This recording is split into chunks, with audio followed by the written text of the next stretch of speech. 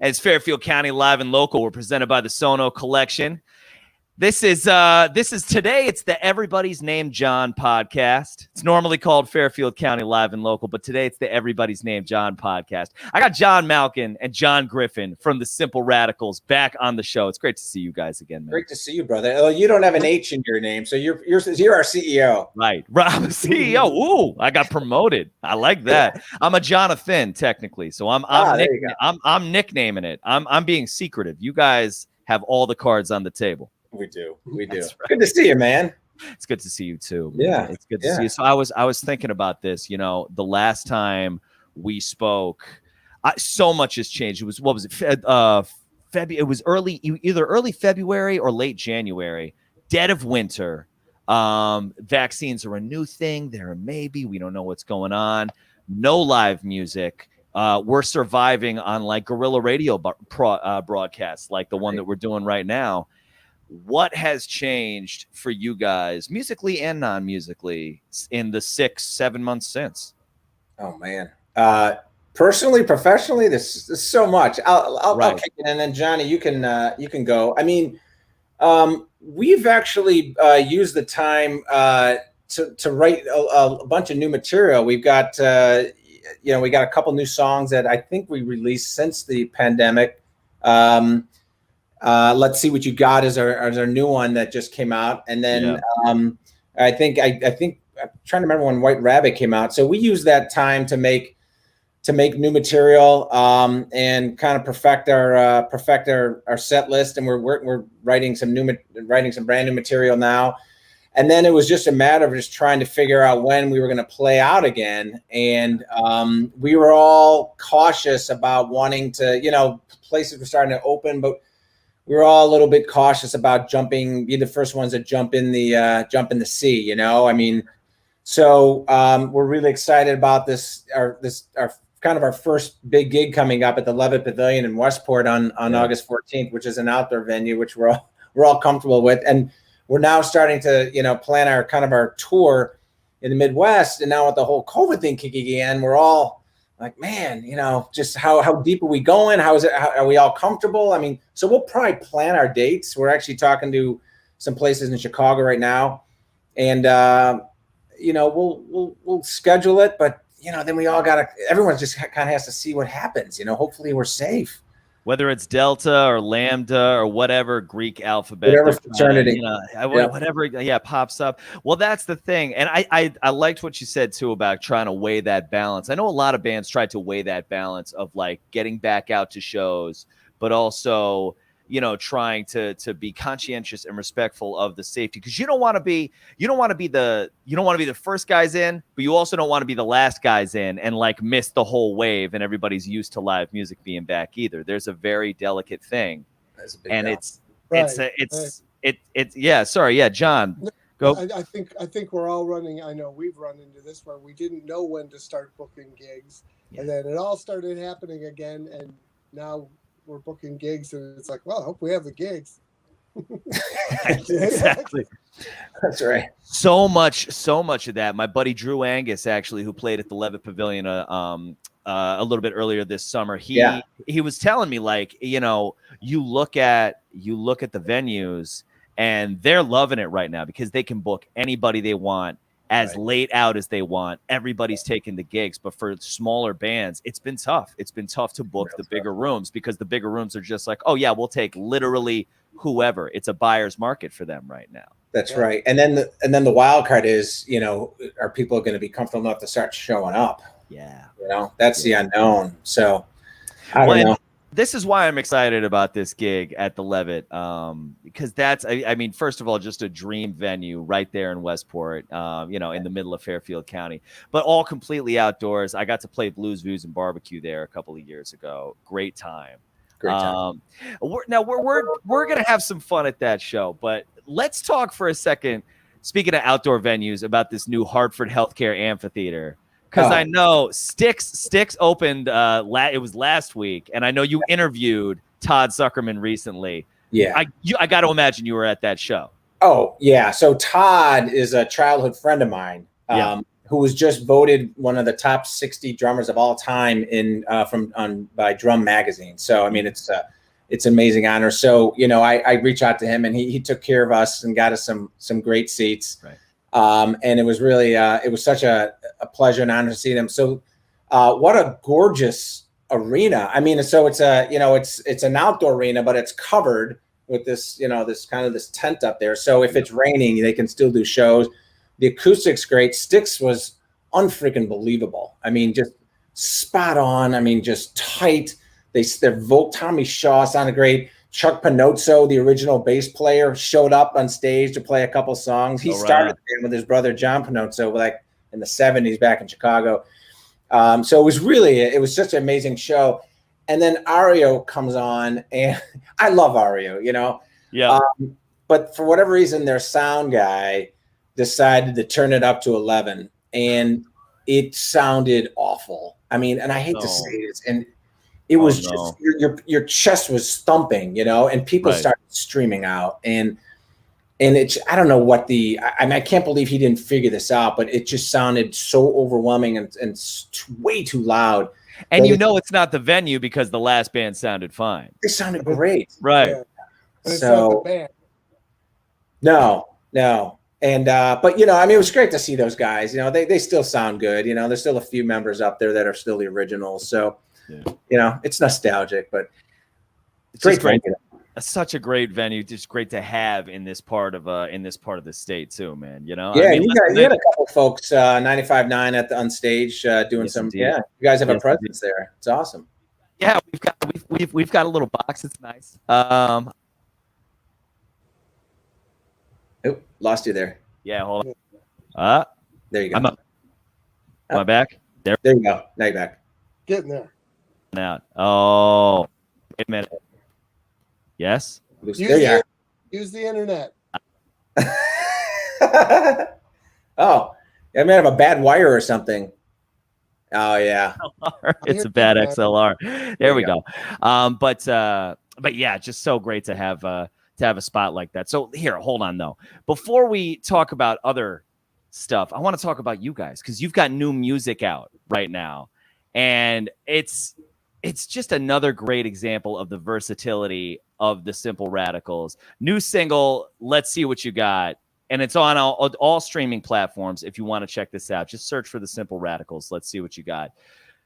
You guys have Emotion, which I've been playing a lot on Live and Local. You guys had that great cover of White Rabbit, where you went kind of EDM and almost like a goth pop kind of sound. Now you're full on George Thorogood with Let's See What You Got.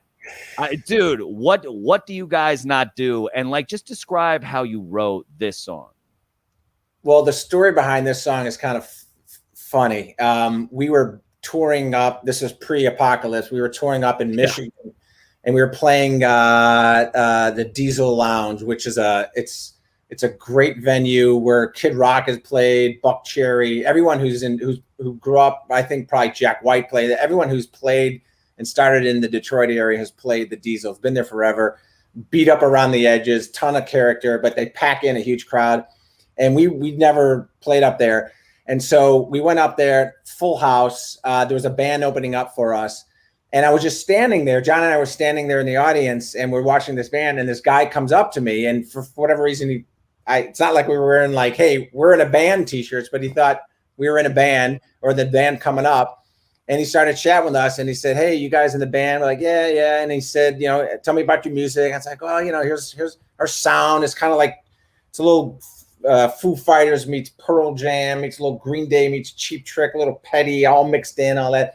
And we were chatting. He goes, "All right, man, let's see what you got." And he walks away. And that line stuck in my head for so long, because at the end of the day, if you're a performer, that you go up on stage, and that's pretty much everyone is asking. They're just going, or not just saying, it's like, "All right, let's see what you got, man." They just, we paid our money or whatever, and they want to see what you got. And so I had this in my mind about a band, basically getting ready to go on and play, and the interaction with the audience and bringing it, and you come to our house, it's going to be loud and all that. So we wrote this song, and I came up with this riff, the beginning of the riff, kind of a little petty. What's that song, Johnny? That Saving Grace, kind of a little Saving Grace, a little rockabilly kind of riff to open it up and all that. And John helped me kind of flesh it out and all that. And we came up with this tune and put it together. And after we finished writing it, and we were thinking, because we like to kind of think about how our songs also work with videos. And so we got together as a band and we were going through it. And I said, man, can you imagine this song juxtaposed against sports videos? And so James Page, our bass player, was like, oh yeah, I'm so there. So he came out, put together this wonderful Olympics video and that we released just before the Olympics and threw it up on the internet. And it's already hit, I think, almost 40,000 views in just a short period of time. So nice. We kind of have this thing that we're going to start releasing this song to a lot of sports related videos, but it's really, we love this. We love this song. We think this is one of our favorites. That's the trick, right? Is to you mix in your song with sports and you are good to go, like forever. All-Star will be played 50 years from now. Right.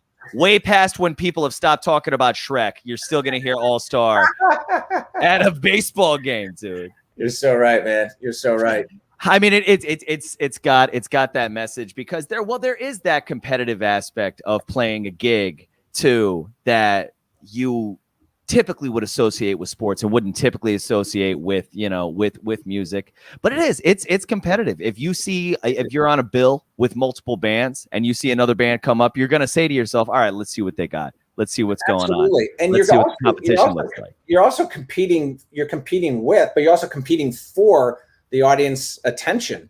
And you got to grab them right away. If you don't get them in the first like 30 seconds or 40 seconds, they'll just go off and get a beer and share with their friends. So you got to engage them immediately. Exactly. Engage. So it's basically a sales gig. Every time. Every time. That's right. That's right. That's right. You know what they call a bass solo, right? What? Time to get a cigarette. That's what they call it right there. That's right. I agree with that.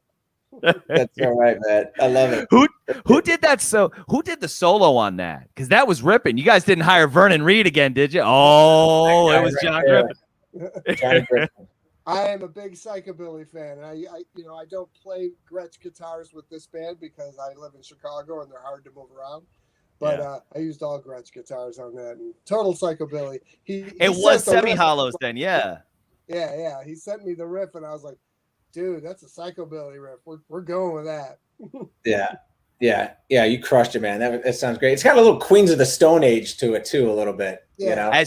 As soon as it picks up, that's the thing. Is like and I referenced the George Thorogood, which you hear at the beginning. Yeah. But Queens is actually that's a really good. That's a really good. Especially when it goes into the dirt. Yeah. Queens starts kicking in. Yeah. So that's gonna be fun. We haven't played that song live yet, but I think we're gonna have fun playing that on the 14th. But nice. We will play it. What's that?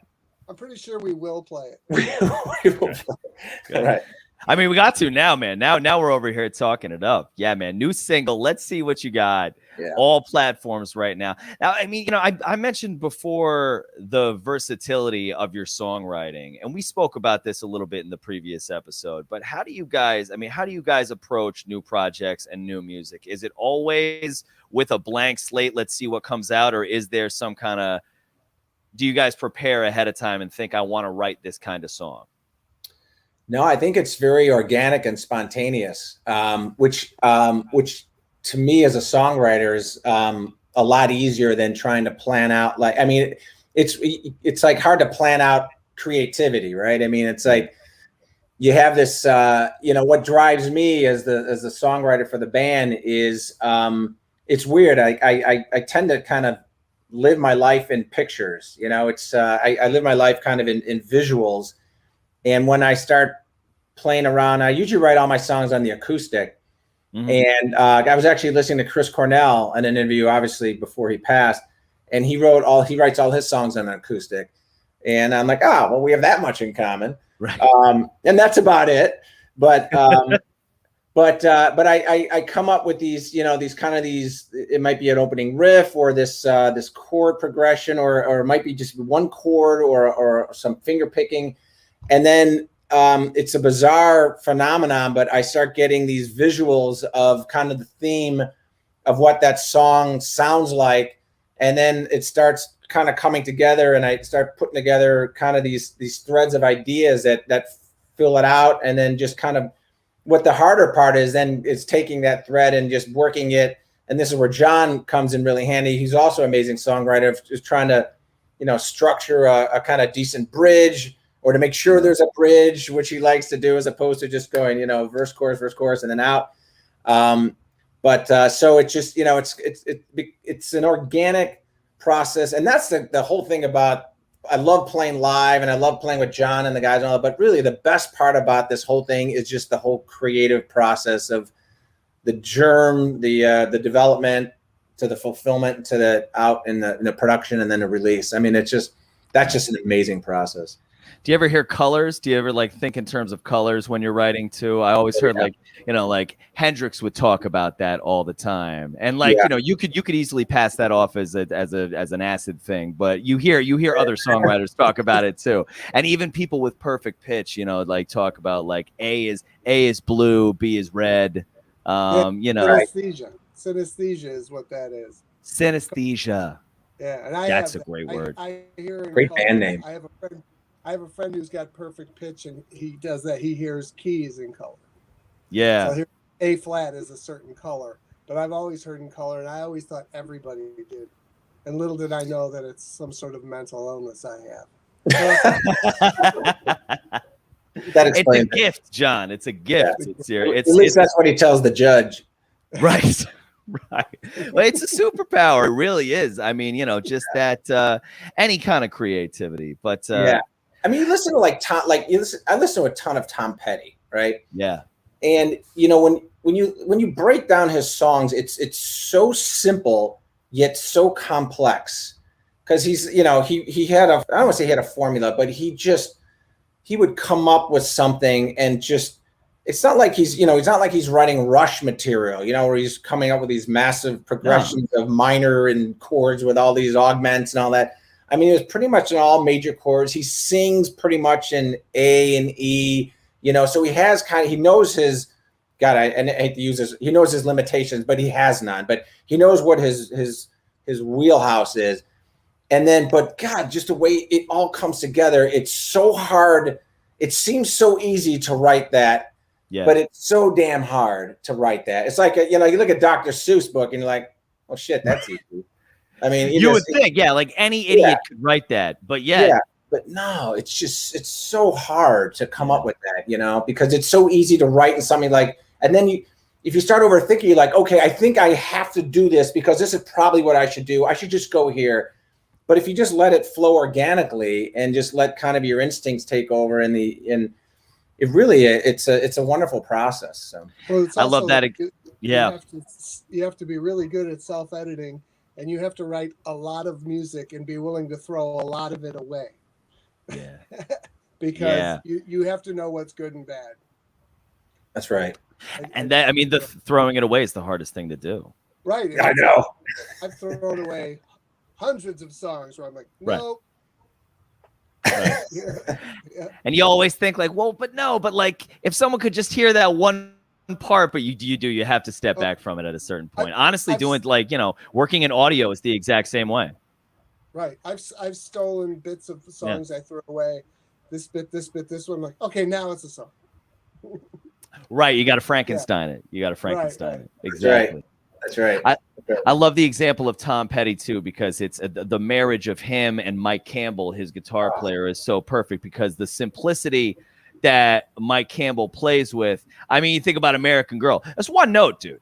It's like it's one note, but it's the way he's doing it. It's the certain octave, and then at the end, he's got that little pull off thing that sounds complicated. But even that, if you know how to play guitar, that's not that complicated. That's right. And he's phenomenally talented. He could play circles around people, but he doesn't. That's right. Yeah. And I think what's so fascinating about Tom Petty and his band is that Ben Montench is a classically trained classical pianist.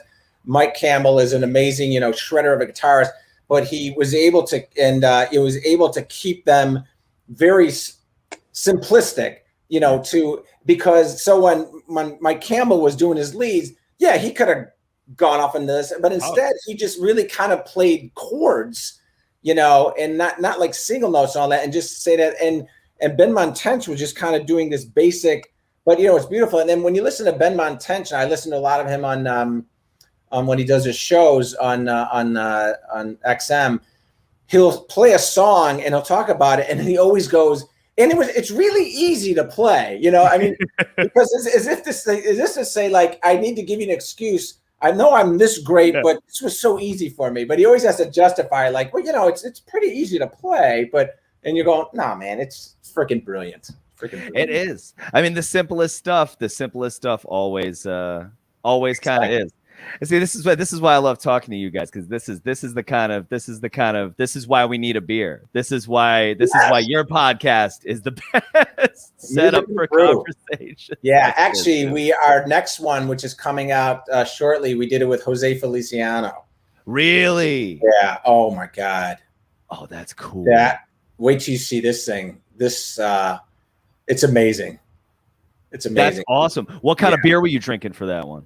This was by the Little Red Barn brewer in Winstead, Connecticut, and so this guy named Nils, who was one of the founders and owners of the brewery, came down and came to the set and got to meet Jose, and didn't know that Jose was going to do the beer, so the whole reveal is fantastic. But then Jose was drinking the beer, he's like, man, this is really good beer, you know, completely unsolicited. And Mills was like crying. This can't be. Connecticut breweries, man.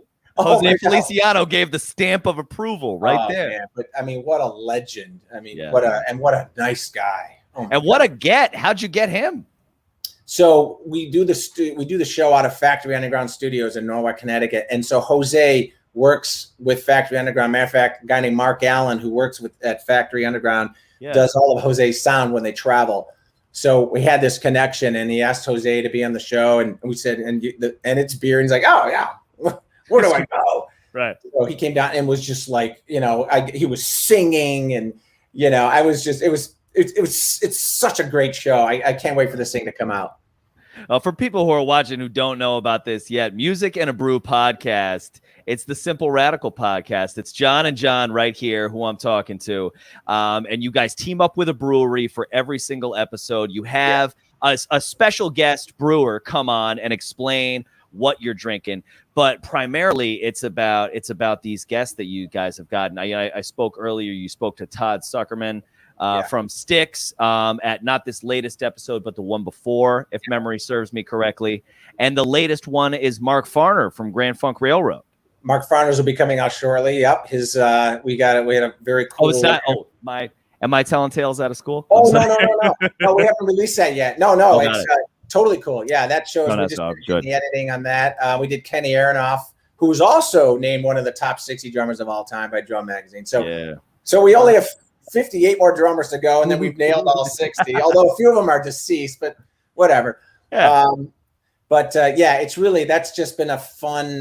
It's been a fun project that's really picking up a lot of steam, and just it's a really cool concept that the folks at Factory Underground really helped us develop. So, yeah, and shout out to those guys because they're doing so much fun stuff. That parking lot is a place to be down on Wall Street in Norwalk right now. You got Wall Theater putting on all kinds of shows. There's a great and of course I forget their name right now. I have their cards somewhere. There's a great place that's been at the Sono Music Fest the last couple of times that they've done it this summer. They do this great. It's this art studio. They do these amazing murals, these amazing group murals, and they're right in that parking lot. And I love that.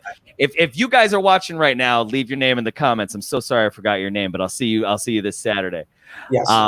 That's it's just such a good, vibrant part of the Fairfield County music scene that's really starting to come alive right now. Yeah, those guys are great to work with. Just good folks. Ethan Isaac, Kenny Cash, Mark Allen, Evan Katz, all these guys. Tom Stewart. I mean, they're just the nicest, and just so professional. And they produce our music. They help us mix. They help us master. They produce our. They help build the set for Music and a Brew. I mean, just phenomenal guys.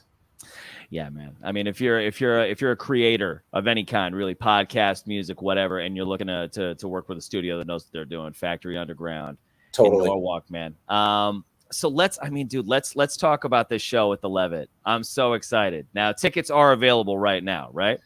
Yeah, so it's really interesting. It's a great thing that Westport, the town of Westport, does. They have this incredible. They did this $30 million renovation of the band shell. So you got, you can bring your lawn chairs and you can bring your food and your drink. You can't bring tables, I guess, but and it's free. They're free shows. I mean, like 95%. They'll bring in national acts. They brought Pat Benatar and they brought Fogerty and they bring Chicago. I mean, they bring some really great. Bruce Hornsby was just there. And so it's a free show. So you go to the Levitt Pavilion website and they want you to reserve tickets. There should be tickets the day of. I think the capacity is like 850. And when I checked with them last week, we're getting close to capacity. Nice. So pray for this weather like we have tonight. And it's going to be a packed house, and keep your fingers crossed for good weather, but it's a free show. So they suggest you go on and reserve tickets and print them out. And that way you're guaranteed to get in. If you've never seen a show there, it's beautiful. I mean, it's right on the water, right by the bridge, across from. Is that technically? Are you in Saugatuck at that point, or are you across from Saugatuck? I don't know, but it's in that neighborhood of Westport, and it's just gorgeous down there. Fantastic. So for people who haven't seen you guys live or haven't had a chance to listen to your music yet, how would you describe the Simple Radicals? What is somebody going to see at this show next weekend? Next weekend. Johnny, you run with that one. I'll chime in after you. It's a good, solid rock and roll thing. I mean, we're not new indie anything, but new enough, and good, solid. I don't want to say old fashioned rock and roll because it's retro rock, but it's pretty very up tempo for most of it. Yeah. It's rock. It's rock. Yeah, it's just straight up rock. I mean, there's, yeah. I can't describe it. It's not punk rock. It's not, dirgy rock. It's not gent. It's just rock. Gent. It's solid rock. With the gent. I was watching the Foo Fighters on Lollapalooza. John, you went, right? No, White Sox game. I was on the L with 15 million of them. Oh, all right. I thought you were there. And when Dave Grohl came out, and he's such a ham, but what a great entertainer. The first thing he said was, I'm paraphrasing. He said, "Are you ready for some rock and roll?" And that, and as if to say, it's a bizarre thing, but he obviously says it, but it's almost like people want rock and roll, but he's just reminding the folks, it's just visceral rock and roll. Yeah. There's nothing about it, but it's pure rock and roll. And that's the way we describe our band. There's no indie flair. It's just solid, straight from the heart, pure visceral rock and roll. And, that's what they get. A lot of energy. The songs are upbeat. We do, we have a couple ballads that we roll into some really cool jams. But it's just it's a great rock and roll show. Hey, and there's a guy coming on that's introduced the band named John Kamal. Look at that. Look at that. There's that guy right there. Yeah. And so I will be there as well. That's true. Yeah. You guys were gracious enough to ask me to invite me to this. And I'm never going to say no to that. Like I said, I've gotten a chance to play there for Blues Views. That's a good scene right there. I'm going to take any opportunity. So thank you guys for the invite. Yeah, my pleasure. But for my own, just having listened to you guys, having worked with you now a couple of times, like I said earlier, versatility and sound, you're going to hear there's something for everybody. It's a rock band. I said this, I think verbatim the first time we spoke, is a rock band that's not afraid of the major scale. It's a party. You can dance. It's upbeat. It's a good time. Similar to the Foo Fighters in that way. Yeah. And yeah, it's got everything. It's got everything you need at a nice outdoor venue where we can all feel just a little bit more secure with what's going on right now. The price is right. The price is right too. That's true. That's right. True. It's true. I think the price is 1 for 0 and you get 2 for 0. So it's very you could get a Groupon. You can get a Groupon. You can get a Groupon. I think if you have 4, they still give it to you for 0. So it's. I can do that math. I can do These that. guys, I mean, listen, my God, it's like they're giving it away. They're giving it away. It's like they're giving it away. You can't go wrong. At least Pavilion is awesome. They're not very good businessmen, but they're awesome. Right. Well, right. But don't tell them that. Right. The good news is if we suck, someone can't go, I want my money back. So it's also true. It's also it's an insurance policy at the end of the day. That's right. That's right. Give a guitar pick. So yeah, we'll have the merchandise. People have been we've been posting it, and people have been asking about merchandise. Yes, we will have merchandise available for sale at the show, so they can get t-shirt. Oh, and by the way, what we do this at all the show, all the proceeds from the merchandise we don't, because we donated to a substance abuse place, a facility in the state we play, and this will be donated. All the proceeds from our merch will be donated to a substance abuse foundation or location in Connecticut, because we tied into our song Medicate, which Vernon Reed played on, and that song meant so much to him and a lot of friends that he lost to substance abuse. And so we say, like, we're just giving all the proceeds away. So not only get to hear a cool song, but they get a cool shirt, hat, CD, poster, so whatever they want. And get to give to a great cause. I love that, because there's a number of reasons why this last year has been brutal, but people stuck alone in their houses, there's been a particular spike in that particular issue, and I've seen it in my own life in friends of mine. So I appreciate that personally, that you guys are doing that. I think that's awesome, man. I think it means awesome. A lot to us. It means a lot to us. Well, fellas, let's put a bow on this thing. What's next? What's next for you guys? What can we look forward to? Well, we are after Levitt. We are now planning our tour in the Midwest, and we're talking to some really cool clubs and starting to book our Chicago dates. And then we're going to start. I think what we're going to do is start playing some of the states in the Midwest area, and then just pray that we could continue to keep playing live. We're all kind of keeping our fingers crossed, but. We're just excited to go out and play live again, and we put together just a great set list, and it's flowing nice. We're rehearsing hard, and it's going to be we're ready to rock, man. I'm ready for it, man. I can't wait to hang out with you guys next week. John Griffin, any last thoughts? Any last words? That's very dark. Any last thoughts? I'm looking forward to getting out to the East Coast. I'm jonesing for it. They're practicing. I'm practicing. But I haven't seen John in a long time, so it'll be nice to get out there. It's been a minute. I was gonna say, how long has it been since you guys seen each other in person? A few months. Middle of the spring. Weren't you out in the spring, February or March? It was. I think I was there towards the end of April. Yeah, we did a rehearsal here. Oh no, we were mixing something. Yeah, we were mixing. We were finishing all that. See what you got. Yeah. So, John's coming out from Chicago, and let me just. We're working with, for this show, we have two amazing musicians, local guys. One guy, our drummer, Greg Trabant, who's just a sensational drummer, joining us for the show. Plays in the band Laurel Canyon, Running on Empty. Yeah, amazing, and one of the nicest guys in the world. And then Todd Grossman is playing bass with us for this show, and he's also. Who does he play with? Why do I know that name? Oh shoot, I don't know. He plays with a bunch of bands. He works with School of Rock in New Canaan. That's why.